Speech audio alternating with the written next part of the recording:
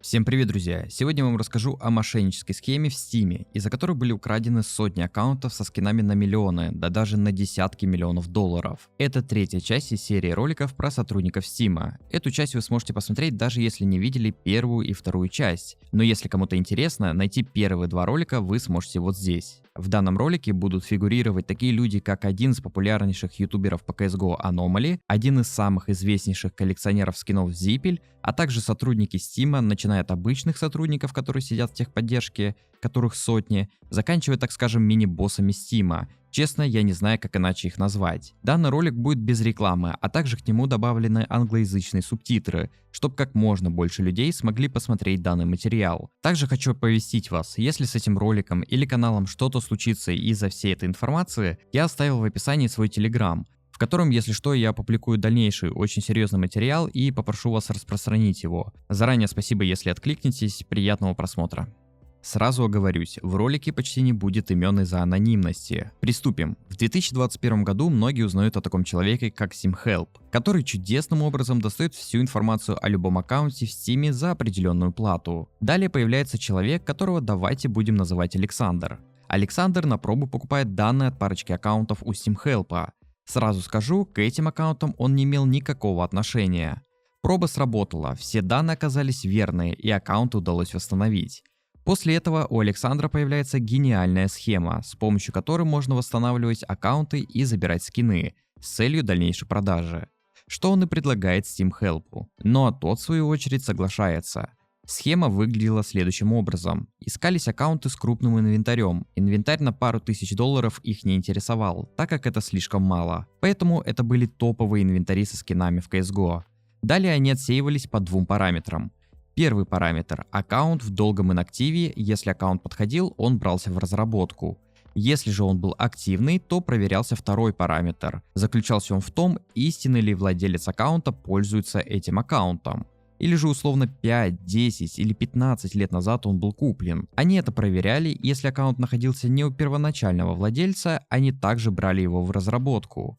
Подытожим. Брались аккаунты с крупным инвентарем, которые были инактив или же купленные. После отсеивания всех аккаунтов сотрудник Steam смотрел все данные от аккаунтов и передавал Александру. Стоп, я же забыл сказать, что SteamHelp оказался не каким-то посредником, а работником техподдержки Steam. Далее после передачи данных Александру наступала его работа. Она заключалась в том, чтобы восстановить аккаунт. Восстанавливался абсолютно каждый аккаунт, который они выбирали, без каких-либо проблем.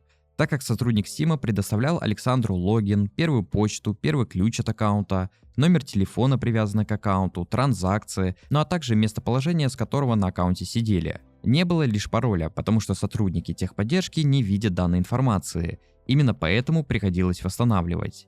Кстати, давайте я вам просто покажу панель, которая есть у службы поддержки.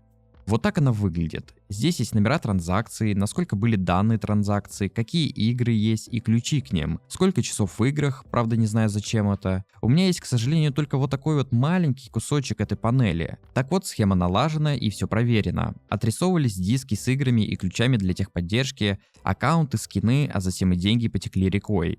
Вот пример вывода скинов с одного аккаунта, здесь примерно на 100 тысяч долларов. Далее я вам покажу часть продажи этих скинов. Как вы можете видеть, тут есть и сувенирные скины, и драгонлоры, короче, самый жир. Повторюсь, мелкие аккаунты были неинтересны, только крупные. Владельцы аккаунтов, у которых их украли, не могли сделать ничего, ведь даже если они замечали взлом, то банально они не могли предоставить больше информации, чем предоставлял Александр. Единственное, что они могли сделать, это писать ахинею в техподдержку, по типу «я украл аккаунт», «сейчас украду скины» и так далее. И только в таком случае они могли хоть как-то насолить Александру. Вот как раз пример, как это происходило. Из-за того, что владелец спамил в техподдержку такими сообщениями, Александр уже сидел на тот момент на аккаунте. И в этот момент какой-то сотрудник удалил все скины с аккаунта, в том числе медали, боксы и так далее. Но опять же, я думаю, вы понимаете, сколько здесь примерно в денежном эквиваленте. Скринов именно с обменами, к сожалению, крайне мало, потому что нужно понимать, что для них это была обыденность, и зачем им скринить эти обмены. Но у меня есть другие пруфы. Вся мелочь в основном продавалась на бафе. Да-да, вы не ослышались, скины по 10 тысяч долларов это, можно сказать, была мелочевка, которую можно легко продать на этом сайте. На этом скрине, например, видно продажу сувенирных эмок с обмена, которые я вам показывал. Ну и вот вам еще различные истории продаж на бафе. Таким образом, с парочки аккаунтов на бафе им удалось вывести порядка 320 тысяч долларов. Но это была только малая часть скинов. Вы можете заметить, что хоть это была и маленькая часть, продано было 8 тысяч скинов на эти 320 тысяч долларов. Кстати, по флоутам можете поискать все эти скины и узнать, где они сейчас находятся. А вот с крупными скинами было уже гораздо сложнее. Крупные скины это Титан Холла 2014 года, Вой с наклейками Титан, различные ножи, эмеральды, руби, которые занимали первые строчки по флоуту. В моменте лежало банально 6 капсул Котовицы 2014 года, которые непонятно было куда деть. Здесь как раз и включаются топовые трейдеры, Аномалии, Зипель и китайские трейдеры, которых я, к сожалению, не знаю. Так как у меня нету скринов обменов с этими людьми, я попросил другие пруфы этому, который сейчас вам покажу. Начнем с Зипеля. Как я понял, он был посредником, то есть с ним удалось связаться и передать ему скины, а он уже в свою очередь передал их другим людям или же перепродал. Прошу отметить, что все эти коллекционеры, трейдеры не знали, что данные скины были украдены, то есть к ним никаких претензий априори не должно быть. Так вот, вернемся к Зипелю. Ему был передан вот такой вот Вой с наклейками Титан Холла, iBuy Power Холла и наклейкой Вой, а также отдельно передана наклейка Титан Холла 2014 года. Если каким-то чудом этот ролик дойдет до него, я думаю, он с легкостью сможет это подтвердить. Я же подтвержу это со своей стороны. Данный Вой находится в инвентаре у игрока Na'Vi, Bit, но ему он не принадлежит. Изначально этот Вой, а также наклейка Титан Холла находились у данного человека. Вот история его инвентаря до восстановления. После чего его аккаунт восстановил Александр и перекинул на свой аккаунт все содержимое. В данный момент аккаунт удален. Я чуть позже вам объясню почему. Далее Александр связался с Зипелем и передал ему эти скины. Зипель в свою очередь перепродал или же отдал, так как был посредником, китайскому коллекционеру, который в свою очередь дал Биту поиграть с этим скином. Если опять же Зипель увидит данный ролик, уверен подтвердит каждое мое слово про этот Вой. А вот Титан Холла отследить ее уже невозможно через какие-либо сайты, так как это наклейка. Но после Зипеля она ушла к тому самому безумному русскоговорящему коллекционеру Лунар, если не путаю, который скупал абсолютно все. Вырываясь к вам во время монтажа, удалось найти еще подтверждающие пруфы. В твиттере Зипель писал, что ему передал Вой и Титан один из китайских коллекционеров, по крайней мере он так думал. Как вы понимаете, знать информацию, которую я сказал выше, мог только Зипель и человек, который ему это передал. Но это еще не все. Чуть позже еще подтвержу, что это был Александр. Теперь давайте объясню, почему аккаунт удален. Дело в том, что Александр после продаж всех скинов удалял аккаунты, на которые скидывал скины. Также он и удалял аккаунты, которые восстанавливал. Вы дальше это тоже увидите. Но в случае с данным аккаунтом владелец за пару дней до удаления все-таки смог восстановить аккаунт. Правда, уже без скинов. Именно поэтому он не удален. Перейдем к Аномали. Ему продавалось гораздо больше скинов. Например, с того же аккаунта ему были переданы вот эта М-ка, огненные змеи. Например, уже с другого аккаунта Керамбит Эмеральд топ-5 по флоуту, который хранится у него по сей день. Вот история этого скина. 561 день назад он лежал у аккаунта, который восстановил Александр. Далее Александр перекинул его на свой аккаунт и уже далее продал Аномали.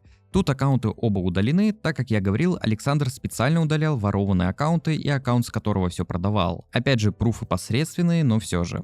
Тот же Аномали, думаю, может подтвердить, что у данного человека он покупал не только этот Эмеральд. Опять врываясь во время монтажа, удалось найти запись со стрима Аномали, где он принимал этот нож, а также наклейку Dignitas. Надеюсь, Аномали не снесет мне за это видос, но опять же к нему никаких претензий нет, это просто как доказательство. Oh no! Oh no! Are we crafting? Are we crafting? Oh One no! time. Are we crafting? Эй. Ой-ой-ой! No, dude. Я, кстати, еще говорил про 6 капсул Котовицы, которые лежали у Александра. С ними пришлось повозиться. Да, кстати, получилась небольшая ошибка, капсул было не 6, а немного больше. Аккаунты, с которых их забрали с истории инвентаря, у вас на экране.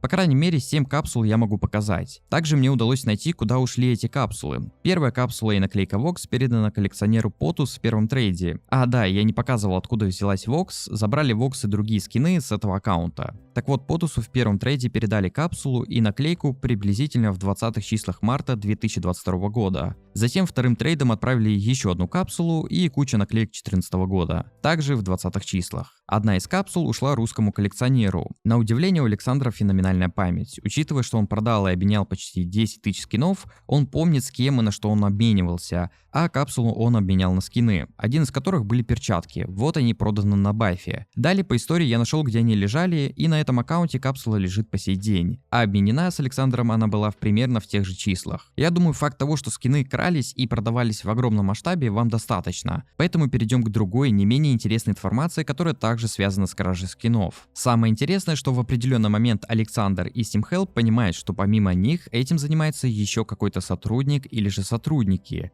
Как они это поняли? У них был список аккаунтов, на которые они положили глаз, и рано или поздно собирались восстановить и вывести скины. Но в определенный момент они видят, что аккаунты, на которые они положили глаз, уже кто-то восстановил, а затем удалил. Они очевидно понимают, как все это работает и что это их конкуренты. Пример такой. Был аккаунт с огненным змеем, с 3 Титан Холла и закалка Top Pattern 661. Но и очевидно еще куча вещей, это просто из того, что помнит Александр. Этот аккаунт как раз восстановил конкурент. Я нашел этот коллаж, схема все та же. Был изначально на аккаунте 1395 дней назад, его восстановили, скинули на аккаунт 438 дней назад, все те же даты, я думаю, вы это понимаете. Затем аккаунты оба были удалены. Опять врываясь к вам во время монтажа. Нашли еще одно доказательство конкурентов. Был один аккаунт, на который положил глаз Александр. Впоследствии восстановил.